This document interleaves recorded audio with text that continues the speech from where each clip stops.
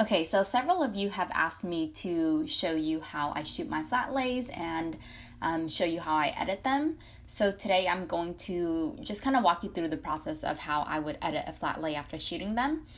The very first thing I do after taking these pictures is upload them into Lightroom. And then I just kind of go through them and see if there's like anyone that stands out in particular. So for instance, I don't really like this one because I don't like how the rose here is cut off, and I also don't like how much space there is up here and how much there is down here. I'm actually going to edit this one.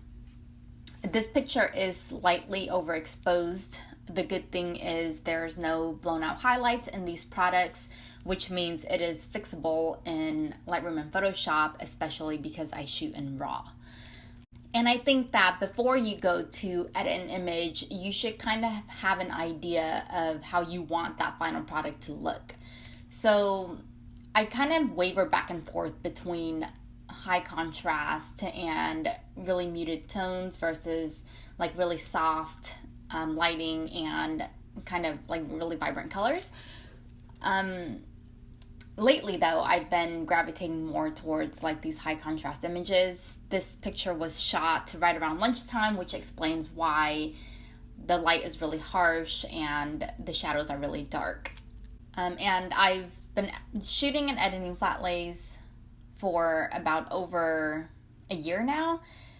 So whenever I see a picture like this, I kind of know that, okay, like the lighting is really punchy, so I'm going to want to create something a little bit muted, like high contrast, dark shadows, and like stark blacks. So yeah, let's just get right into it. Again, this picture is overexposed, so I'm gonna drop the exposure a bit here. And I'm just gonna eyeball this.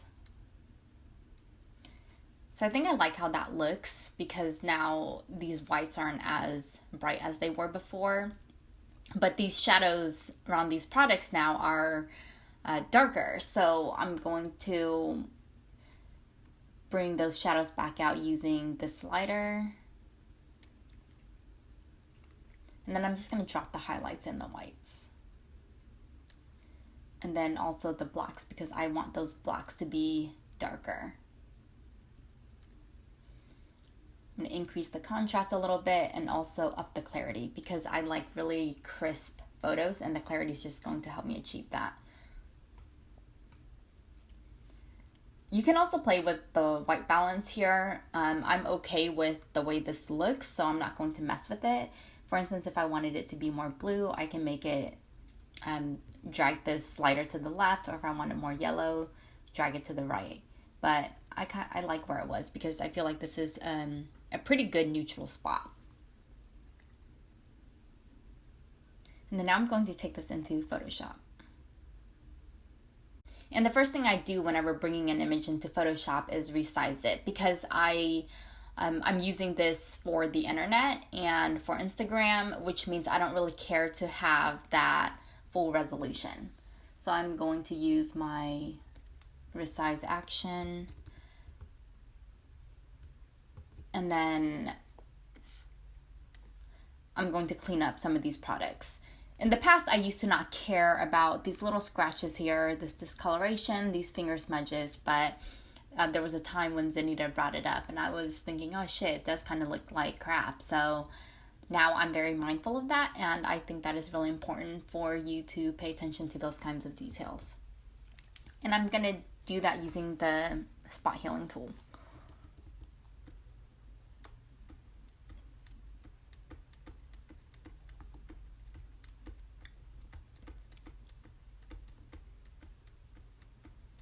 Oh, and I am using a Wacom pen and tablet, by the way. I think it's extremely helpful if you're trying to get into any kind of photo editing.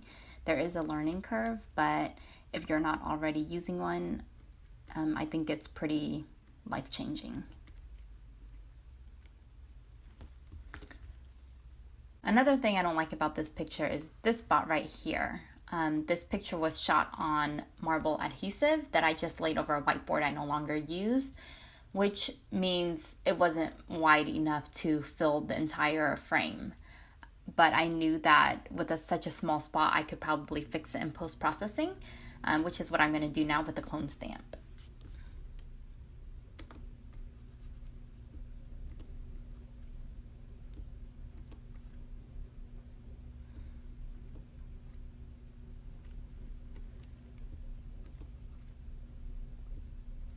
You just kind of want to make this look as natural as possible. So I'm okay with the way that looks. And now I'm going to get into my adjustments. I always start with curves. So I'm going to increase the highlights and drop the shadows just so I can make this look even punchier.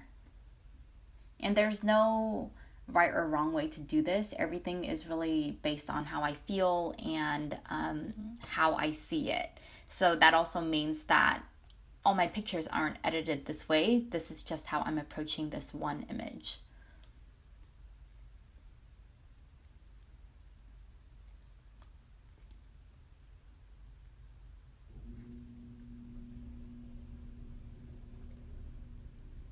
Okay, so I kind of like something like that.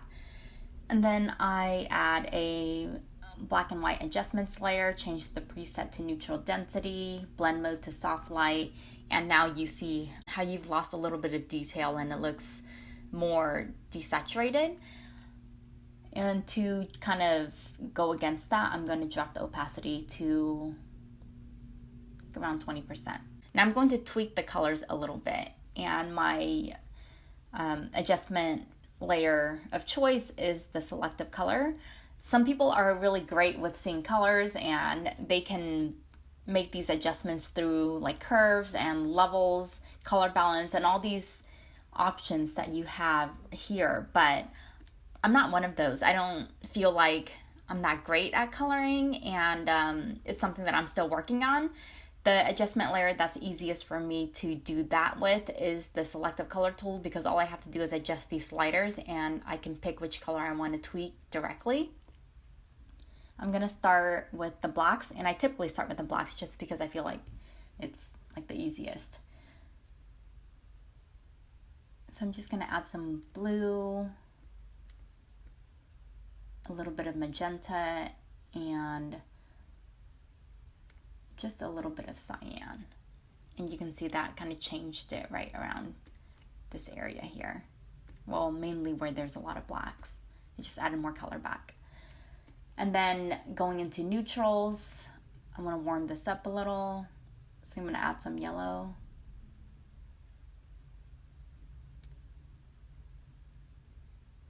Magenta and red.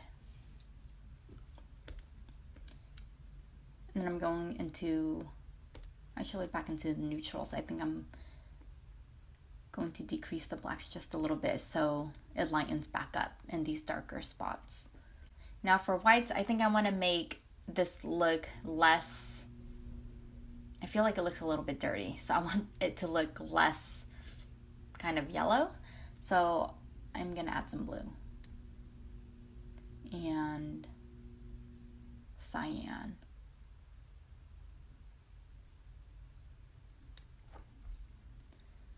Okay, so this is what I've done so far. And you can see that I've just added color or a little bit more vibrance back into this image. And there is quite a bit of red, so these petals here would fall into the red category. This is red, and I think even that would be considered red. So I want to tweak that a little bit. So I'm going to darken those.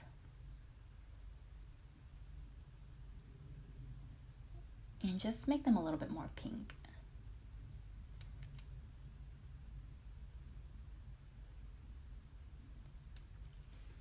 Okay, and I like how that looks.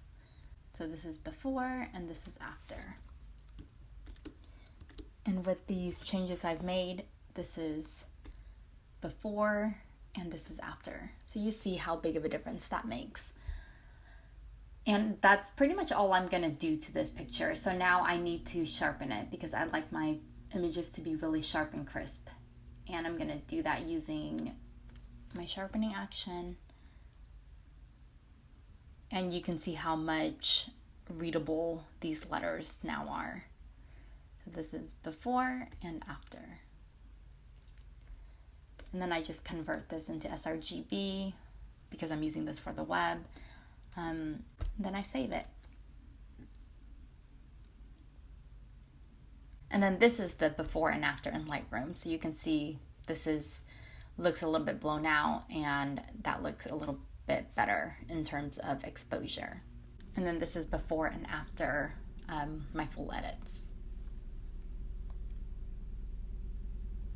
So if you have any questions about anything that I did, or if you want to see me edit another Flatlay image, maybe something with softer light, just send in the request and I'll do what I can to make it happen.